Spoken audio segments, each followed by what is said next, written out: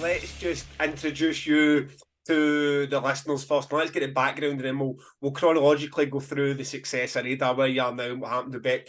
So, yeah, give yourselves a bit of an introduction, and Radar Fest. Tell us a bit about it.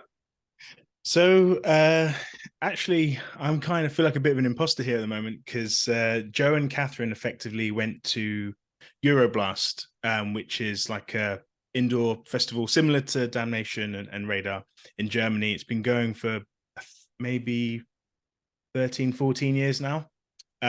Organizers are fantastic, lovely people. And I've met Catherine previously somewhere, I think probably at her venue. She owns a venue in Alton, the Lounge Bar. Okay. And I met Joe at Tech Fest, actually. And we went to Euroblast and was kind of, oh, we could do something like this. And Joe and Catherine were busy working away. And then they asked me if I wanted to help. And I said, sure, I'd help. And then I helped them with the launch and lots of things. And then they actually just said, actually, would you like to come on and be the third partner? Okay. And that was around December 2019. So, December 2018, because the first one was 2019 in Guildford. And then, we had the first edition of Radar in the last weekend of July / I think it split over into August in 2019. We had Animals as Leaders playing, and lots of other my favorite bands. That's the 20. If you can see that, that's a 2022 poster. Yeah. So how, right? Okay. To rewind a wee bit there. So you said Joe and Catherine. So they go to Euroblast and they're like, right, okay, this is class. We need this version of this in the UK. What is their background, other than the fact that Catherine runs a venue? Is their background promoting? So Catherine runs a venue. She self-promotes a few nights a week there. Lots of local metal bands in like the South and Southwest region. And Joe actually was, I'm pretty sure he was GM at the Boiler Room, but he also ran Progressive Promotions, which was a Southwest based kind of progressive metalcore promotions company. And I actually was doing something with a colleague, with an ex-colleague in Bristol. And I also worked for two national promoters, which one is TEG MJR and the other one was Crosstown Concerts. Okay, so coming at it with a bit of experience, because I was going to say that first lineup, you got Animals as Leaders, Monuments, Agent Fresco, Road Massey, Car Bomb. One of the first things I say to people starting out or promoters starting out and trying to be bloodstock in a weekend is you should always start small, but there is a genuine concern that sometimes you can start so small you make no impact in the market whatsoever. You just become a one-dayer and 42 people show up, and okay, you never screwed anyone over, and I'm sure the 42 people had a lot of fun, but it never went anywhere. But the first Radar was what I would call pretty much a perfect stab at it. Probably not going to lose you all 30 grand each if it went tits up, but at the same time, enough to make a mark. So whose idea and how did that lineup come together? The three of you kind of similar-minded when it comes to bands, or is there somebody with that sort of artistic direction? I'd say Joe probably has the most artistic direction, but all of us like that that genre of music. And basically, there wasn't really, Arctangent's quite post. Techfest was quite death and obviously tech. We just thought, do you know what? We've put some of these bands on over the years in 100, 200, 400 cat rooms. Some of them have had new music coming out, and we think we can pay a little bit more. Where Guildford's obviously very close to London, so obviously we could time it well. A couple of the acts playing had tours and didn't play London as a result, which obviously helped us. Kind of put Guildford on the map in ways as well. And then quickly back off the map. We went back there for 2022, but Dirty Loops, the Dirty Loops day was sold out. It was unbelievably busy, and very, very proud to be a part of that. So 2019, your first year, what's the capacity of the venue you're using for that? I think we sold to 1,800. Okay, I mean, spectacular then. I mean, right off the bat to get 1,800 tickets. I mean, it's difficult to sell tickets and get 1,800 in your first year. What do you think was behind the success of that? I mean, were you guys marketing geniuses, or was that market just desperate for this type of music? Did you get a lot of people flying in? What was the combination of all? I mean, yeah, combination of all. I mean, it's an international event. We posted, I think yesterday, an image from our socials where we highlighted just on the weekend tickets data that we've sold through Eventim. We can see where people are coming from, and they're coming from all over the world, and that's been the case since year one. But my background is paid media, so retargeting, running very specific ads, or and doing marketing funnels, so super wide ads to kind of get people, general prog and gent people, and then boiling it down to fans of the bands, and then people directly connected to the bands, and then people that have considered tickets, and just trying to get people through that funnel and getting them to purchase. We need a funnel. We need a funnel like that. we got a scattergun approach, just target and hit everything and hope something sticks. So maybe we need that. Damnation needs a funneling project too.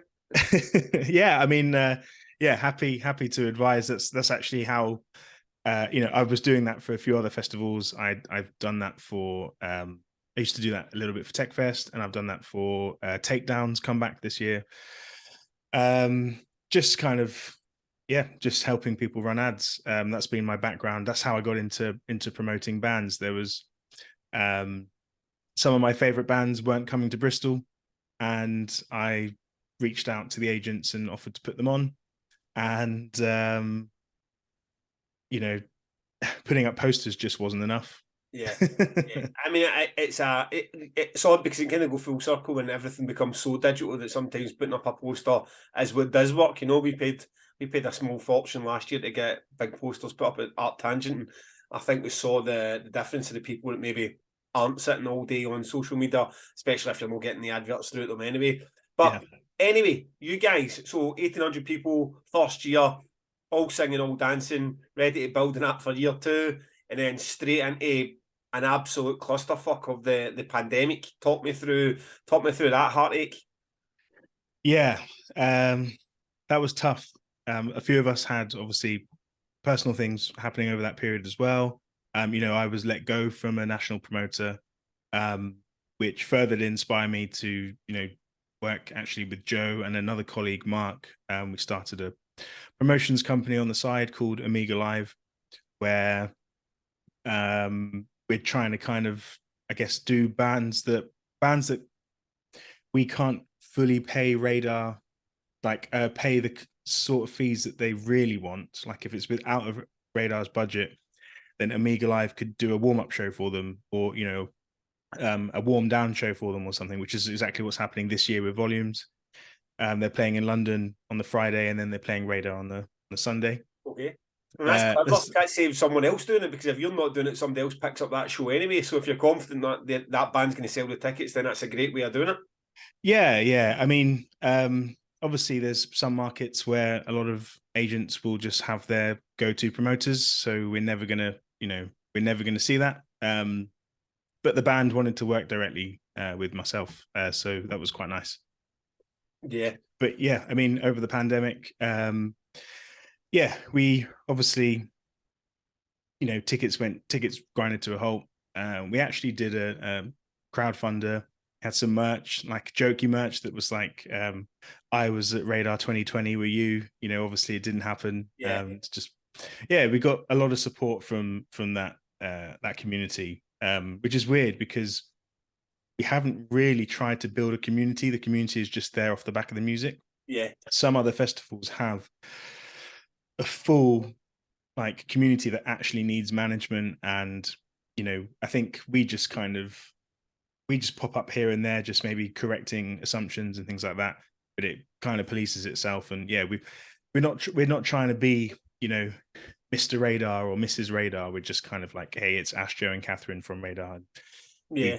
Is that deliberate? Because what's the thing? Because the Damnation does have a large community, and that forum does take a bit of management. But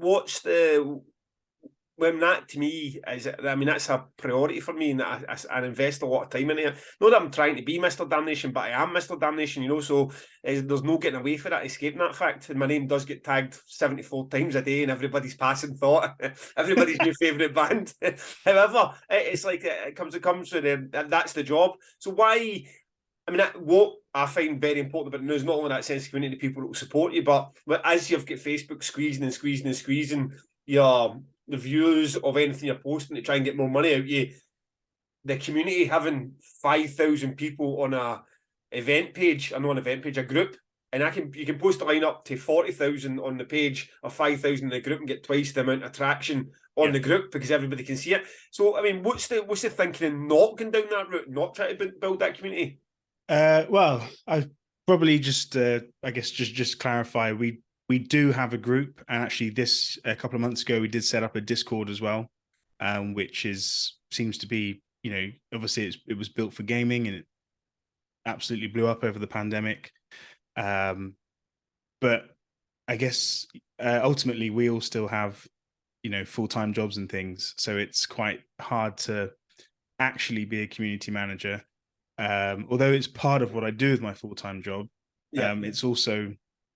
it's not like, I guess, for us, it's one event a year. There's people coming from all over the world, so elements aren't going to be relevant to the whole community. But I think once this year's out the way, I think community is probably going to have to become a priority.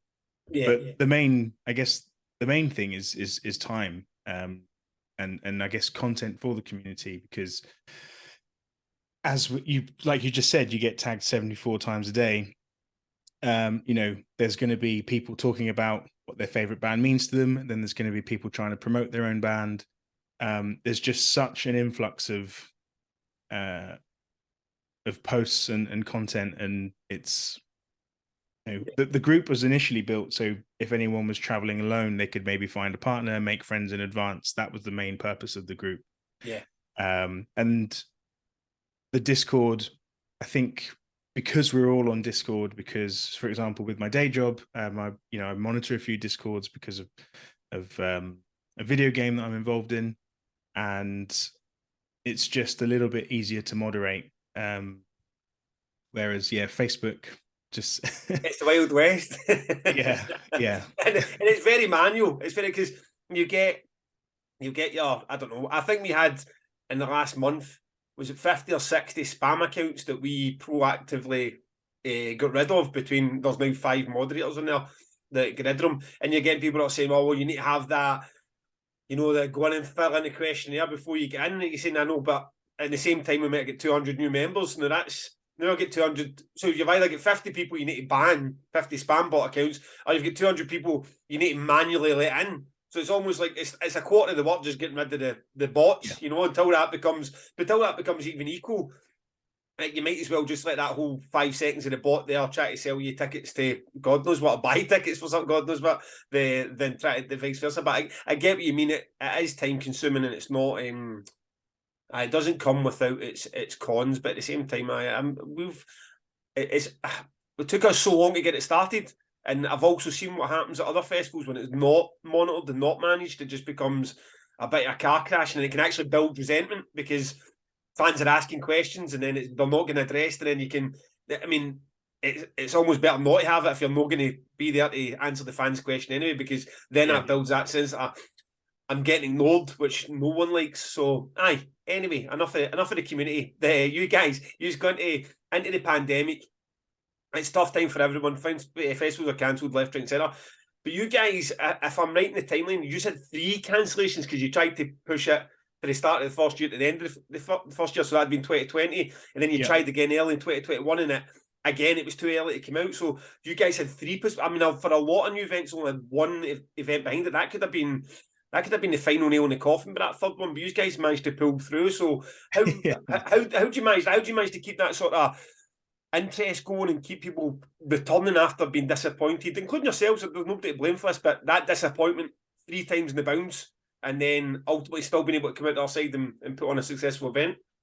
Yeah, it was really tough, and it was on everyone. We had we made a podcast. Actually, we were interviewing musicians throughout the pandemic.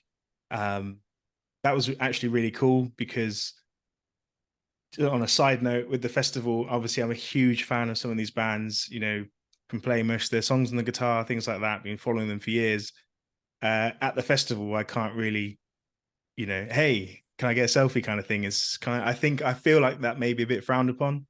So doing the podcast was quite cool because you just got to talk and ask them questions and it was, they had nothing to do as well. So it kind of worked out quite well on a personal level. But yeah, it was also a form of content for us to, to keep people entertained and to keep people hanging on. And yeah, we pushed back to December. And another lockdown came in, obviously. I mean, we got wind of it, but a lot of the agents were like, "Oh, actually, the international bands don't feel comfortable, or they can't just come off for this one-off show because it's financially not viable anymore because shows just weren't happening." And then we moved it to 2021, as you said. I went to that Download pilot event in summer 2021, and I felt really good about it. And there were very few cases. I think obviously a couple of people either didn't know or probably just didn't care. But there were very few cases registered after the event, and it was looking really good. But obviously, we were all enticed to go outside and spend money. And everybody had to get to Nando's. Yeah, exactly. Yeah. And it started to spread again. And the same thing that happened at Christmas happened again. But the primary thing was that we didn't feel comfortable. There was a lot of, I had no issue with wearing a mask, but someone might, and it's not fair. And yeah, we just didn't feel it was right. Sales had obviously stalled because we were getting mixed messages. Things were on and off again. The publishings from the Download event weren't really kind of pushed into the public eye, which is a shame because I think so many more events over that summer could have really benefited from that. Yeah. It was real hit and miss, wasn't it? Because you had like Bloodstock went ahead, Tangent decided not to, and it was exactly that. I mean, I had James on the podcast, and he was just like, when the Boris Johnson could say that day that we were setting up the tents, like ready to open the gates, that it's a lockdown again today, and then there is no more Art Tangent or 2000 Trees, So yeah, I can completely understand that. But for you guys, you never had 10 years of history behind you and that loyalty. So you're trying to do this one time, no matter how good it is, it's people like, right, okay, that's another 3 times I've been ready to go to this and had my plans kind of scuppered. And it's no Radar's fault, but so at some point that mud sticks a wee bit. Like we had that even when we only cancelled the 1 year, but it was like when we kept re-announcing the same sort of bands. Even I was getting sick of the sight of the same bands in the poster. You know what I mean? Some of my favourite bands, I was like, fucking Pig Destroyer still sitting in that poster. You know what I mean? So it became a slog all round. But I'm glad she's got it. And one of the things when I was going back through the posters as well, it was funny to see Sleep Token, because you had them for a period build where you'd expect them to build a couple of years ago, like under bands like Hacking, and then they came off that. By the time that event finally happened, what was the situation there? Did they just been booked, or did they got too big, or what was the situation with Sleep Token came off that poster? I'm actually trying to recall. I think they had. I think they might have had, because there was so much uncertainty. I think there was just. I think they couldn't commit to the new dates, as far as I recall. It's all the pushbacks. We lost so many bands. Even this year, like we've had, just last week we announced 2 more bands that have changed their plans. I mean, I'm touching with. Firstly, who are those 2 bands? Just for anyone listening. So Car Bomb, they couldn't make it over anymore. Right. And Harriet, fair play to them. They got. They're now supporting Architects. So I totally understand that, but it's quite difficult now this late in the game to source new bands, and we couldn't find like for like in terms of sounds, but we found bands that we actually liked. So first and foremost, we kind of I think we all book for ourselves in a way. I know we say like, oh, we should be thinking about the days in terms of what would people want to see, but I mean, this year's festival is literally my like Spotify on repeat. Yeah, Yeah, which is it's always nice that we're a bit of both. Kind of the absolute priority is like a band that's respected in that genre and our fan base want to see. But I mean, I don't personally need to like them myself, but there's a lot of times that crossover, 90% of the times that crossover is a band that I tend to like, because I've got a similar taste to a lot of Damnation fans. But it was tough. I mean, last year for us, we lost so many bands. I mean, right up to Ministry, who were headlining at the time. And management this year, touch wood, so far so good. I don't think we've lost anyone. In fact, we've lost a few, but they've all been before they've been announced. So, Okay. I mean, I can live with that. Disappointment for me and Paul is one thing. Disappointment for people who have bought tickets is a whole new ball game. So, I'm hoping that stays, and it doesn't seem so bad across the board. I mean, 2022, the bands are just pulling out events left, right, and centre. It just seemed like everybody had a free pass to be like, fuck COVID, war in Russia, cost of living. It's just, well, we're not coming over it. We've got a better offer. And a lot of the tours were been booked so far in advance, like through the pandemic, that so many other things had changed. The drummer had fell out with the singer, or Yeah. band had decided they wanted to record a new album. There was so much going into that year that you could see. It was annoying because you could see why so many cancellations were happening. So Yeah. let's touch. I also think as well, when a tour's been on sale for that long, you're probably, you know, so I'm a musician myself in a band, not at that level anymore, but like touring is fun. You do get excited for it. At the end of the day, you are playing something you created to crowds of people.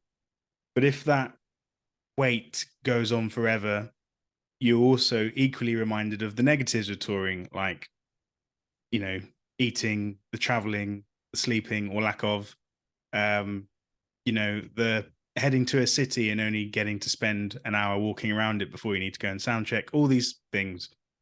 And I think, from, like you said, circumstances change, but I think there definitely must have been some bands that were a bit like, actually, do you know what? I'm not sure, after 2 years off or whatever, or I'm not sure I want to do this at the moment. But so far for you guys, you're like you lost Harriet, right? Okay, they got offered the Architects dates. Fair play to them, and Carbomb can't make over. But so far, so good. You guys, otherwise, have you managed to hold a pretty solid lineup together? Yes, yeah. We're just full steam ahead now with the updated lineup. We added masterclasses last week as well. So some of the musicians playing the festival and others that aren't, they're going to be doing hour-long masterclasses on, their instrument or on recording, or I think we've even got one from the musicians union, Okay, which is free. Obviously, large demographic of our ticket purchases are musicians, also in bands. So things like that can benefit them, as well as obviously learning from their favorite guitarist. Good. I'm coming this year, so I look forward Nice. to some of these masterclasses as well. Do you play? No. In fact, the reason I don't play is the reason I'm a promoter. Because I love music, and I had no avenue. I had no avenue to do anything with a passion for the music. So because I can't play anything at all, two spoons, I ended up promoting. So Mine was the other way around.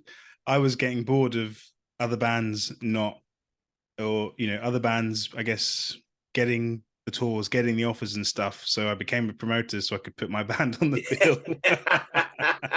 Well, I had a previous podcast with guy Luke Bell, who was the singer of Panic Cell, and he done the exact same thing. He put himself on the like Testament and fantastic tours up and down the UK.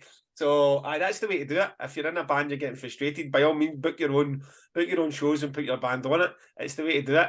When I was saying earlier about the things that I noticed, like the first radar being that whole big enough that it stands out, but not so risky that if it doesn't do well in the first year, you collapse, like so many of these events do before you even kick the ball.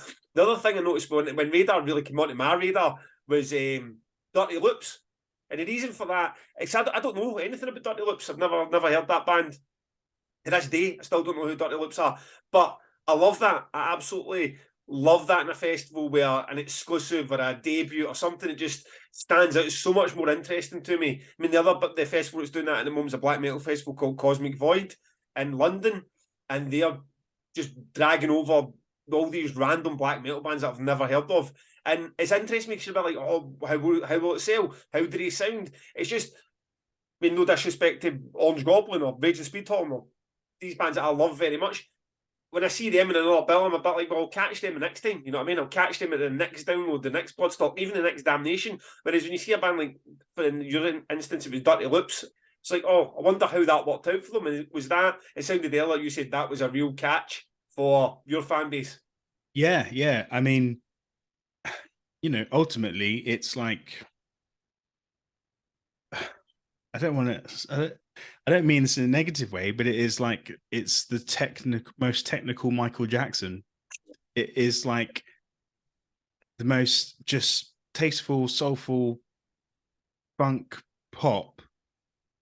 I guess even with jazz elements, they are the top of their game musicians. But that technical element, you know, it just transfers over into prog rock and prog metal, like the just the technique, the playing styles, the musical theory that goes into that is, you know, easily transferable to a lot of the other bands on the lineup, and why they might not sound like Haken and Leprous. You know, there's a lot happening in there that if you didn't know anything about music, you would enjoy, and if you did know anything about music, you'd enjoy, and you'd be really impressed. Yeah, and when you're doing that, because we have the Pig Destroyers, and I hear like this year, I mean, who we bring across like a High Command or a Downfall, like a year, but bands that we've got exclusive, we're flying in, you're sitting there, right, and there's always I mean, Dead Guy's a perfect example for us this year. We have no idea what they sell 2 tickets in London or 2,000 tickets in London, you know, because there's no data to go on. All you know is this legendary metalcore band coming across for the States, and we hope that people are going to be impressed with it. So you guys are sitting there, and am I right in saying that this was Dirty Loop's first UK appearance? That's correct, yeah. First Right. and only, yeah. So you guys don't have that data. You're sitting there, it's year 2 for you guys. It's your headliner. It's the biggest band that was on the billboard or the posters I saw for a long time. What's the thinking there when you're saying, right, because nothing's cheap when you're flying in exclusively, nothing. So what's the thing? We need to trust our gut here to stand out. Yeah, I mean, so they're one of Catherine's favorite bands. I think she knows a couple of the members personally as well. I think she'd definitely done her research. I obviously looked into, you know, Spotify plays, looked at ticket data that was available from different services, and used things like Songkick to see what European shows had sold out and kind of compare those cities to UK cities and things like that. But yeah, ultimately, there's, you know, you just look at comments on YouTube, comments on socials. People were pining for them, and yeah, obviously, all promoting is gambling. But yeah, it did pay off. There was, especially when day tickets went on sale, like that was very apparent that there was obviously a bit of a lean. I mean, the other 2 days weren't that far behind, but just in terms of the rate of sales, yeah, Dirty Loops definitely, made us feel a lot better about the choice. Even though we were all happy with the choice, it was just like, okay, cool, now we can relax. Yeah, and it's great as well because you get those, but like a Dirty Loops ones. That's one of the ones where you're getting someone maybe sitting in Aberdeen. It's like, I need to get to whatever the fuck Guildford is. I need to get to Guildford because what's the chances I'm going to see Dirty Loops again? And that's the kind of people that showed up for just the Dirty Loop. Obviously, like the whole weekend, you know, I was recognizing friends and just, I guess, people in the scene, and just generally recognizing someone that came on a Friday and Saturday and Sunday, and, you know, they wore different clothes, but you just see faces and things like that. But the Sunday when Dirty Loops played, there was a whole load of people that I hadn't seen on the Friday and Saturday, and you know, they weren't in Slayer t-shirts and whatever. It was very obvious they were there for the band, and they'd come from all over the place. It was fantastic. It's all that's a good one. That's one of the promoting wins is when that happens. So year 2 in the bag, another 1,800 people there. you guys are back after the pandemic, and then instead of saying, right, let's build on this in Guildford, you said 4.5 hours up North Middle England for me, but North England for anyone that's especially down that way, to Beck Arena. So where the hell did that come from? That was, I mean, that was Joe's vision is basically just we have to grow. We couldn't fit any more people in on that Sunday. So obviously we're just limited in terms of the tickets we could sell and the money we could make. We looked at a lot of different venues. This was actually, we knew before the festival, we knew we were going to be moving. We drove up to have a look at the BEC in maybe late June, early July, before Radar 2022 even took place. We'd already driven up there to have a look at different venues, and we'd spent ages throwing in venues in London, venues in Birmingham. Manchester had some really cool venues, some that were just maybe slightly too big.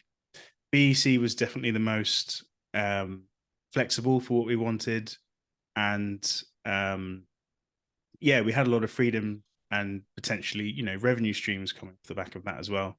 But then obviously coming to see it at Damnation last year, I was just absolutely blown away with how you guys used it. It was very inspiring. And we were very excited to move up there. And obviously, again, it was a bigger risk, but we kind of have to have a look at, for me, I guess now we're at this capacity. I guess you're going to come on to the second venue move in a bit, but now we're at this capacity. I look at bands that are doing, I guess, regional tours at kind of academy music, like the big 16 to 1800 or 16 to 2000 cap venues in A markets. Like those are the kinds of bands that we need to headline now. Combined, that helps us get there. And Periphery was a bucket list thing for Joe. It was a bucket list thing for me. I've been a fan since I heard a demo in 2007 on some gent forum. Yep. Like a loser. And, it was just don't put yourself down, pal. It was that came through, and we were negotiating, and it was fantastic. And then obviously we had a kind of rough idea where the other days would go, but it was a big step up. But we're glad we've made it. We're already beating last year now, so. Yeah. So you guys, you come up, but it had the vision, the way that your site had it been similar to what Damnation did, basically using the main arena as a huge big stage, Arena 2 a huge big stage. And am I right thinking in your floor plan you were going to use the third arena as a sort of metal market? Yes. Yeah. Exactly that. Yeah. Metal market. Have stalls again, like because of the audience. It's guitar players, it's bedroom producers, it's people who are trying to chase the sound that their idols, that their heroes are making. And it's a great way for businesses to showcase that and to be connected with that, because a lot of some of these companies don't stock these products in your traditional music stores. You can only buy them online.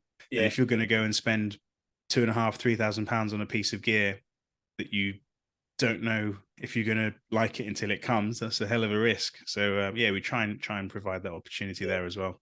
And as if you never had enough bad luck in your opening several years, then suddenly you get the news that Beck's double booked. That was a funny one. Well, it's funny now. it wouldn't have been funny at the time, I tell you. Joe, I mean, we were all perturbed, to put it lightly. But Joe was specifically, like, I recall his feelings on that. That I won't forget that when we found out, because it was actually a fan that told us it was the same weekend. He noticed that there was a Comic-Con on the same weekend as Radar at the venue, and he asked us how it was going to work. I mean, And look, so it happens sometimes in 150, 200 capacity clubs. Then it gets, oh, something's booked. I mean, I hear about it all the time. Oh, we've done it. You don't hear about it so often in arenas. So by that point, you guys are like, right, okay. So was there a, right, can we save this? Can Comic Con go somewhere else? And that was the case of, no, that can happen. yeah, so I don't want to throw the BC team under the bus at No, all. I mean either, because that's my venue, but I just want to get some clarity in what's happening. Yeah, we tried to see if it could work and what would take a priority. But yeah, the Comic Con had to take priority. Obviously, you know, the venue had the Star Wars bar there, Yes. which you guys use as a VIP bar, and yeah, you know, that's got to get used that weekend. That had to take priority. So yeah, we just started looking for a new venue, and I found O2 Victoria Warehouse. And at first we were like, oh, we're not sure.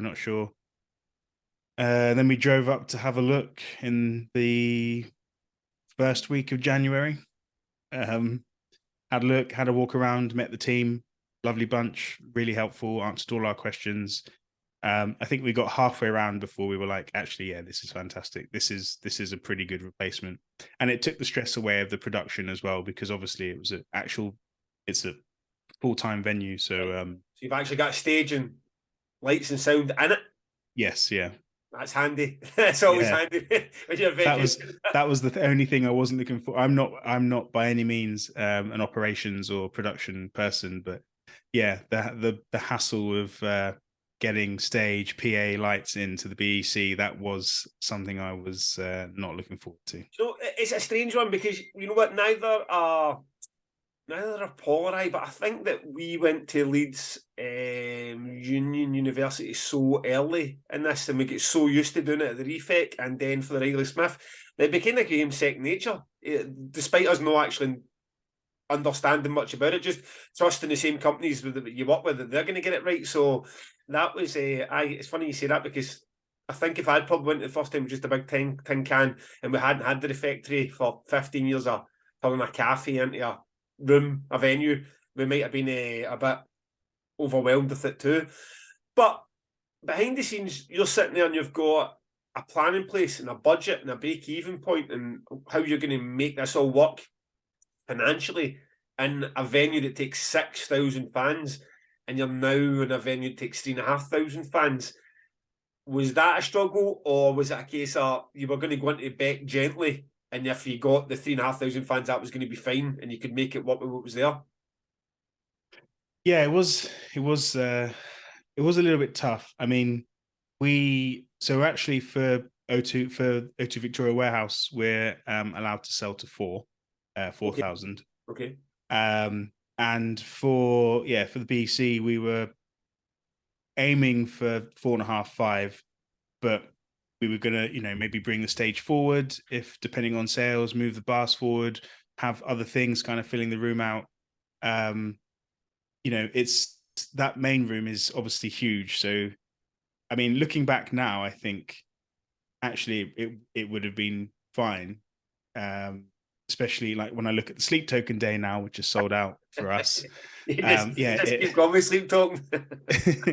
It would have been fine, but at the time we were a little bit worried what it would do, but then at the same time it kind of took some pressure off, because we would rather it was full and had an atmosphere, and we take a bit of a hit, rather than it was bigger, and there were noticeable gaps. Yeah, and to be honest, when you were at Damnation last year yourself, it's a challenging space to work with. I mean, it's not like a nice big beautiful theatre or out in a beautiful tent and outdoors. So you're right, actually, especially if it was half full. I mean, it wouldn't have been now, because you're doing the ticket sales you need to do. But if you'd been out there with a couple of thousand ticket sales, that could have been a challenge, because that big room is unforgiving if it's not full. So yeah. Aye, that's good. Okay, so that's the end of your hard luck stories. Well, touch wood, no more hard luck stories for Radar. Success from now on. Let's talk about the absolute striking gold. Sleep Token. So you guys get your hands in Sleep Token, and just as they're exploding to become the biggest thing in fucking music and selling out Wembley Arena in 10 minutes. So my first fear would have been losing them. know what I mean? Because that we've seen that happening with Turnstile pulled out a lot of festivals when they were exploding right through the pandemic and never showed up at a lot of festivals. Fortunately, Outbreak managed to hold on to them, and basically one of the main reasons that Outbreak just smashed out the park last year was still having Turnstile. You guys are smashing at the park. One of the main reasons this year you've sold out your Friday already is Sleep Talking. So tell me, for the three of you guys sitting there watching this band going through when you've originally booked them big and getting bigger to selling at Wembley in 10 minutes. Yeah, it was. We felt very lucky to get them when we did, but then we also did. I think we have a summer, like a UK exclusivity. So, you know, we weren't. They're playing the Friday, and I think on the Sunday they're now playing like a festival in the Czech Republic. I think now. So they have a busy summer, and yeah, it's even noticeable on our socials and in our community. You know, as they've gotten bigger, more people have joined the Discord and have talked about them.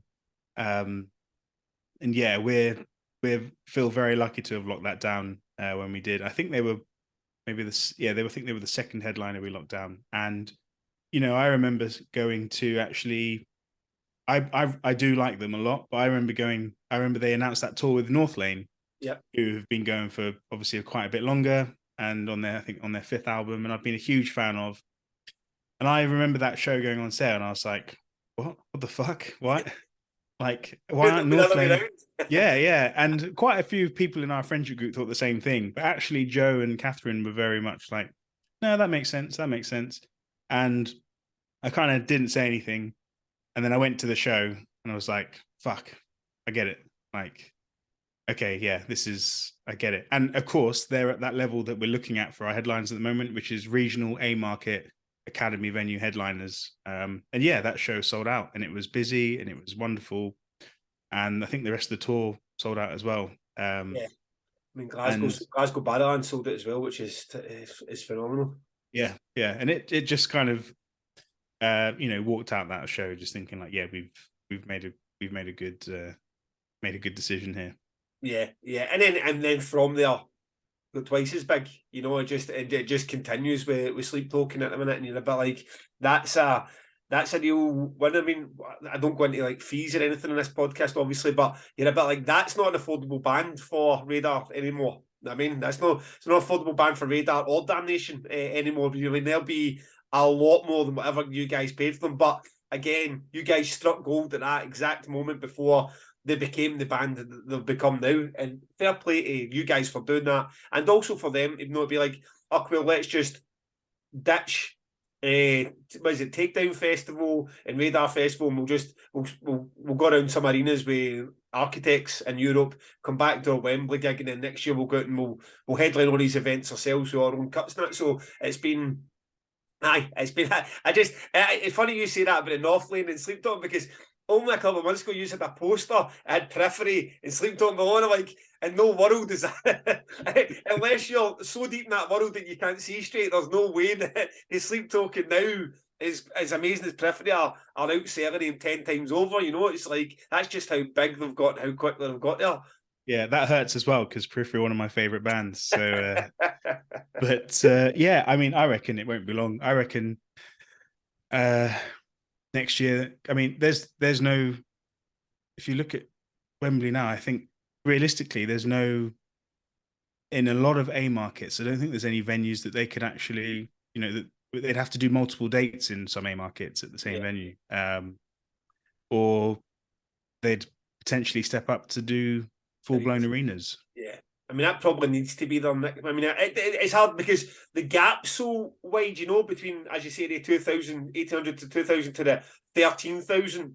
There's not a lot of places where you get that nice, sweet, comfortable 5,000 or 6,000 where they could test it and then see. So I mean, architects were in that exact same spot actually. They went and they'd done the full-blown arenas, and I was at the Glasgow show supported by Sleep Talking and Malevolence that day, and they done fine. But it was probably sold about 7,000.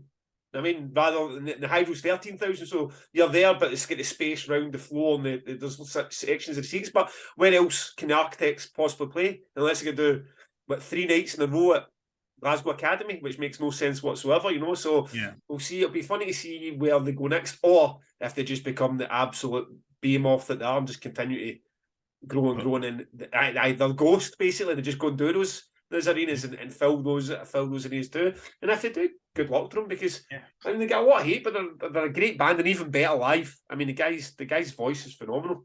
Oh yeah, I was very impressed, and I genuinely think we could be looking at maybe back end of 2024, early 2025, maybe even O2 show.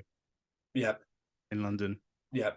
And okay, well, not to keep you on. I've enjoyed this. It's been a long time since I've done one of these. I'm glad to get back into it, and I love this side that talk about what's going on behind the scenes and the business here. And the folk that listen to these, that's kind of why they tune in anyway, because it's not for my accent, that's for sure.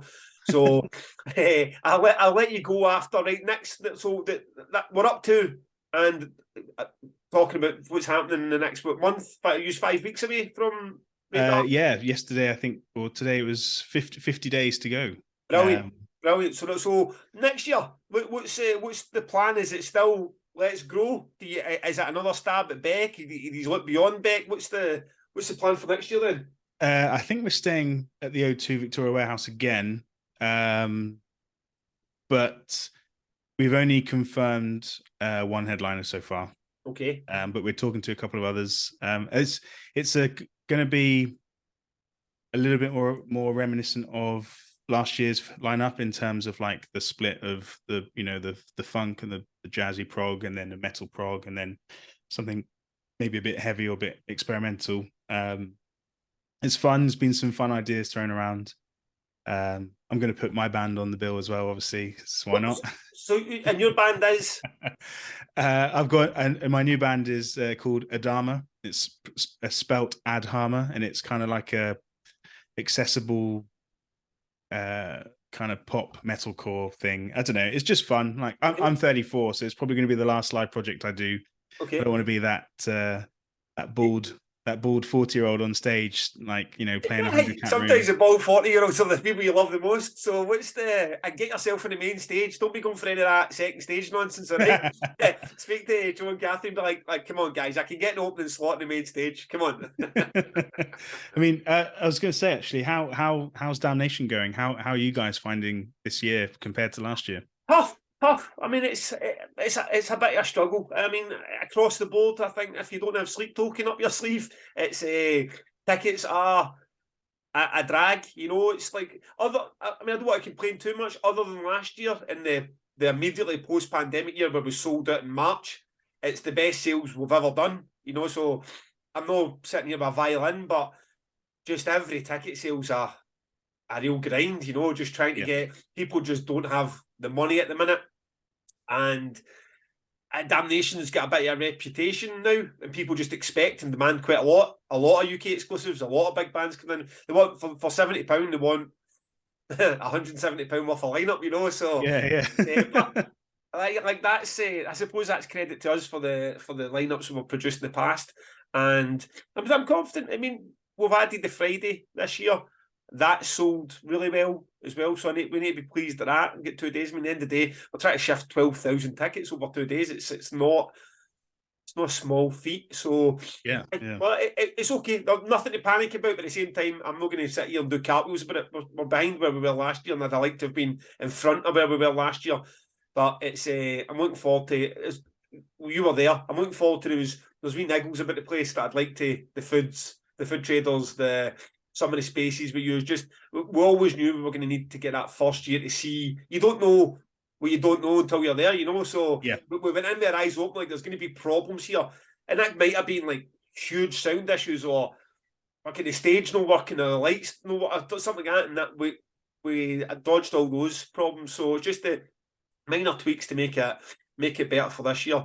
And I appreciate you asking. And I mean, I really enjoyed last year. Like, I came with a couple of friends because Joe and Catherine couldn't actually make it because maybe they went to see Dirty Loops abroad. I can't remember. Well, maybe it was that weekend. I can't remember exactly why, but I ended up going with one of the guys who does our advancing and another guy who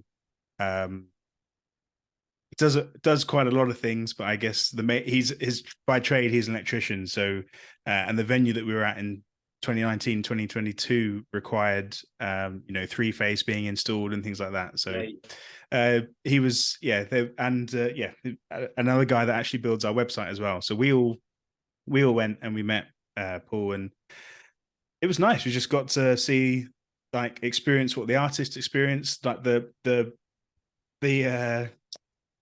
backstage, the green rooms, the balconies. Such a cool thing. Like I remember when we went to visit it when it was empty, and I thought this would be cool. And then we were there. Paul took us into a room before band had arrived, and it was just really cool. I've never experienced anything like that, and I can imagine as an artist it would be pretty cool as well. Yeah, I mean, it's odd because artists, lads, especially the bigger ones that have been everywhere. I mean, see if you're at the gates and conversion that you've done Hellfest and there's fucking water fountains and masseuse tables and all that kind of jazz. You kind of walk out of Damnation, oh, this is nicer than I expected, but they're not going to be blown away. But we're a bit like, we had to sacrifice selling these as sort of VIP boxes, you know, like you can sell these to fans and make a small fortune, and we've chosen not to, and we've chosen to give you guys them instead. So I hope that the bands felt the same way as you did when you see, like, it's a nice dressing room, you know what I mean? And you've got that opportunity to enjoy your day if you want to. If you want to sit on a balcony and have a drink and watch Insanity Alert and Godflesh play, then by all means you can do so. So it was great. Did you see there's some crazy aspects of that venue? Did you see there's a gym through the whole doors as well? It was like, I'm not quite sure what to do with that space. We're trying to make it like Did any artists use it? I'm not sure. We used a bit of it as a press area, but even that was a bit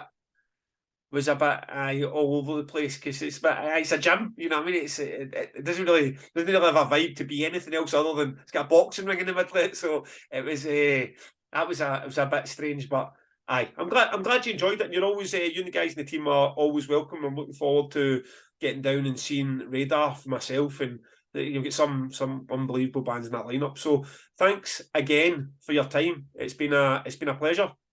Yeah, no worries, Gav. Thanks for having me on, and thanks again for inviting us up last year.